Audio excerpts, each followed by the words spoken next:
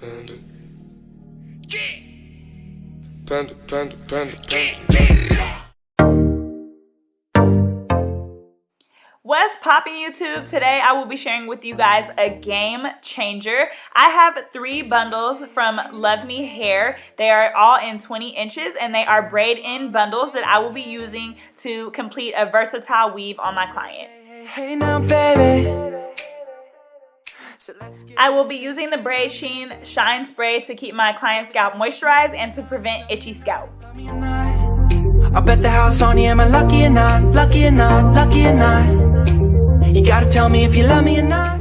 So I know some of you guys are probably thinking like, what is a braid-in bundle? It is exactly what it sounds like. So I'm going to be braiding the bundles into the client's natural hair, which will cut your install time in half.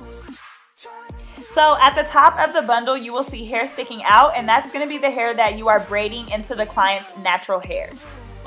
So you're going to start at the end of the track. You're going to separate out 3 pieces and match it up with 3 pieces of the client's natural hair, and then you're going to start to braid as you would do a regular braid. Oh, say, hey now, baby. You know what I need. So a couple of tips that will help make this process a lot easier for you. As you can see here, I just moved the bundle to lay over the client's shoulder, and you want to make sure that the bundle is laying over the client's shoulder in whatever direction you are braiding in.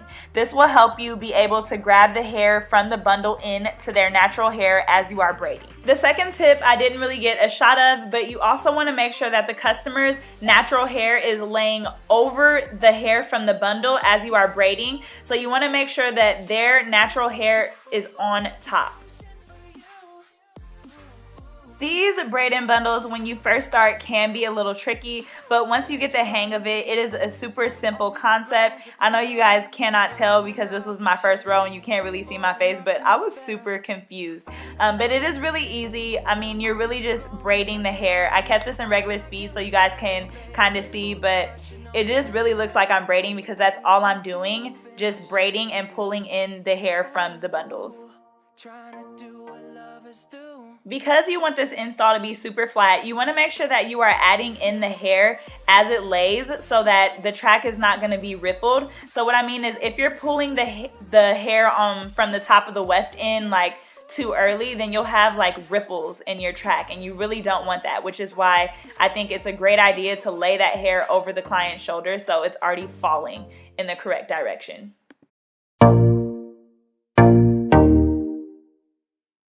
Say, hey now, baby. Oh, mama, don't play now, baby. Say, hey now, baby. So when you are going into the second row, you are going to make sure that you start the braid first, and then you are going to add in the weave hair. So right now you can see I'm starting that braid, and then I flip the bundle over and I will begin to add in the hair from the top of that bundle. This whole install will basically be braided in an S-shaped pattern, so you will be repeating this all the way until you get to the top of the head.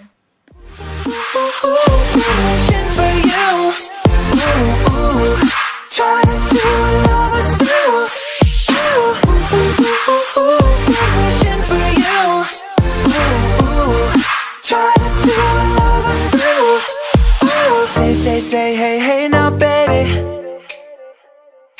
You gon' make me hit you with that lay down, baby. If you guys are interested in trying this hair out, I will leave a link in the description box. Make sure you guys check out Luvme Hair. They have braid-in bundles, regular bundles, 360 lace frontals, ponytails, like anything you need, they have you covered.